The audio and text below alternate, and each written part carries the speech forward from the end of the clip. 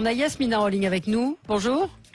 Oui, bonjour, c'est Yamina. Yamina, pardon. Yamina, excusez-moi. Oui, je voulais réagir et je vais vous dire tout de suite que je suis dans une rage indescriptible par rapport à la déclaration du président de la République et par rapport à l'incompétence de M. Castaner, en l'occurrence. Parce qu'on nous demande d'être vigilants, d'accord? Que les citoyens soient vigilants. Et toutes les personnes qui dénoncent justement l'infiltration de l'islam radical, qui dénoncent tout ça depuis des années, sont poursuivis. J'en cite quelques-uns, ils sont nombreux, sont poursuivis pour islamophobie, pour appel à la haine, pour racisme, tout simplement parce qu'ils dénoncent l'islam radical depuis des années. Zemmour, Yvan Rioufol, Zinab Al-Razwi qui vit sous protection policière, etc., ils sont tellement nombreux. Et aujourd'hui, l'État, moi je vais le prendre au mot, le président de la République, et je vais dénoncer justement. Je dénonce le laïcisme de l'État, je dénonce l'abandon de l'État de son devoir régalien, à savoir assurer la sécurité de ses citoyens. Je dénonce la complaisance de certains élus, je dénonce la complaisance de certaines associations qui sont là, qui guettent pour condamner, pour attaquer en justice les gens justement qui disent tout simplement que c'est plus possible, qu'il y a un problème et un grave problème. Je dénonce. Je dénonce.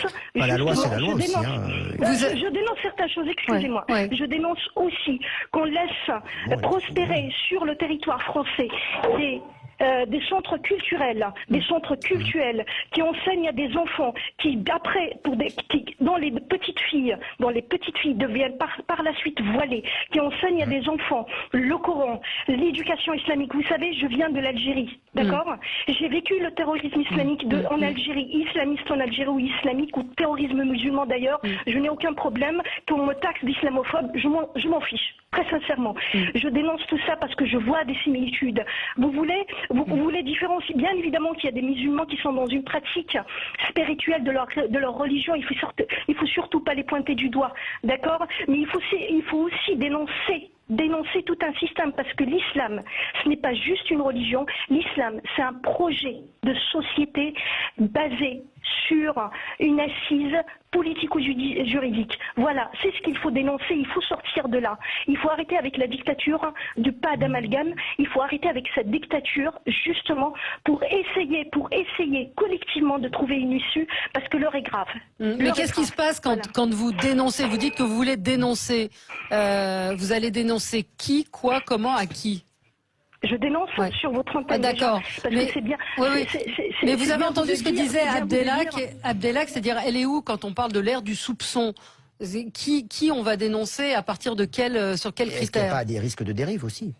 Il n'y a pas de risque de dérive, monsieur. Non, vous savez très bien qui sont ceux qui sont là pour manipuler. On observe tous les jours.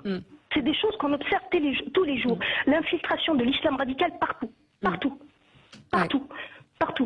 J'enseigne à l'université, je le vois à l'université, je le vois à l'éducation nationale, je le vois partout. Mais concrètement, qu'est-ce que vous dites que vous êtes en colère avec?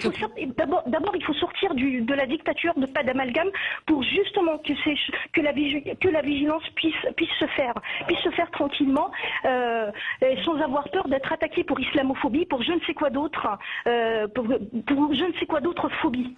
Merci beaucoup. Merci beaucoup. Oui, merci. Vous avez beaucoup de nos auditeurs qui vous disent bravo, qui vous félicitent de ce que vous venez de dire. Un commentaire sur